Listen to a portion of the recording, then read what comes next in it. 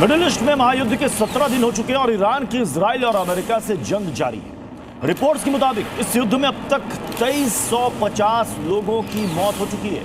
दोनों तरफ से भीषण हमले जारी हैं और ईरान की राजधानी तेहरान तक सुरक्षित नहीं है। वहीं ईरान की ओर से भी अमेरिकी सैन्य अड्डों को लगातार निशाना बनाया जा रहा है। 17 दिनों में महायुद्ध में अब तक कितना नुकसान हो चुका है, इसके आंकड़े भी आपके सामने रखते हैं। 2350 लोगों की जान अब तक जा चुकी है। 1444 लोग ईरान में मारे जा चुके हैं। 826 लोगों की मौत लेबनान में हुई है। 27 लोग इराक में मारे गए हैं। 13 लोगों की मौत हुई है, जिसमें यूएस सैनिक है 13। 15 इजरायली नागरिकों की जान चली गई है। 6 नागरिकों की जान गई है कुवैत में, 3 लोगों की जान गई है ओमान में और 2 लोगों की मौत हुई है बहरीन में। तो ये है मौत के आंकड़े। इसे समझिए इस जंग से कितना नुकसान पहुंचा, कितने लोगों की जान गई है।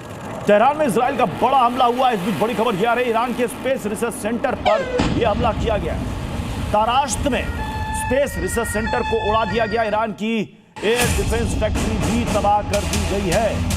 तो तेहरान में इजराइल का यह सबसे बड़ा हमला बताया जा रहा है, जहां पर स्पेस रिसर्च सेंटर को उड़ा दिया गया। इसके पहले की और बाद की दोनों की तस्वीर भी हम आपको दिखाएंगे। ये देखिए, ये अटैक के बाद की तस्वीर और देखिए जरा ईरान की स्पेस रिसर्च को, उस सेंटर को देखिए जहां पर इजराइल ने बड़ा अटैक किया और दावा है कि पूरी तरीके से खत्म हो चुका। हालांकि तस्वीरें तो यही बयां कर रही है कि बिल्कुल नष्ट हो चुका है। ईरान की एयर डिफेंस फैक्ट्री भी तबाह करने का दावा इजराइल की तरफ से किया गया है। ये देखिए उस स्पेस रिसर्च सेंटर में अटैक के बाद की तस्वीर है, जहां पर यह इमारत देखिए बिल्कुल नष्ट नजर आ रही है और आग के गोले आपको नजर आ रहे होंगे, धुआं उठता नजर आ रहा होगा।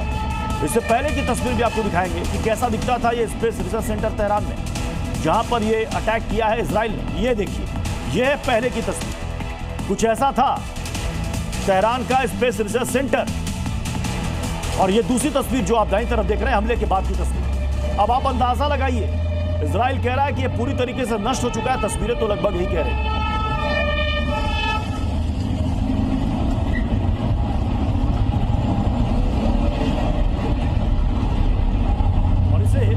ईरान के लिए एक बड़ा झटका बताया जा रहा है। स्पेस रिसर्च सेंटर जहां पर रिसर्च का काम चल रहा था और इसे इजराइल ने अटैक करके खत्म कर दिया।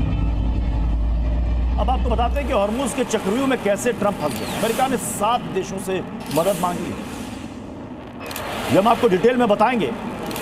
लेकिन मिडिल ईस्ट में जारी तनाव कम होने का नाम नहीं ले रहा है। ईरान द्वारा लगाए गए हॉर्मुज स्ट्रेट में पाबंदी से वैश्विक ऊर्जा बाजार में तनाव देखने को मिला।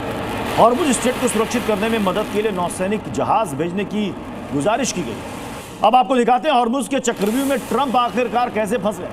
अमेरिका 7 देशों से मदद मांग रहा है। हॉर्मुज में शिप की सुरक्षा की अपील की जा रही है कि शिप को बचाना जरूरी है। हॉर्मुज स्ट्रेट को बचाने की भी मांग की जा रही है। हॉर्मुज से ऊर्जा मिलने का हवाला दिया है। कई देशों के शामिल होने की उम्मीद भी जताई गई है।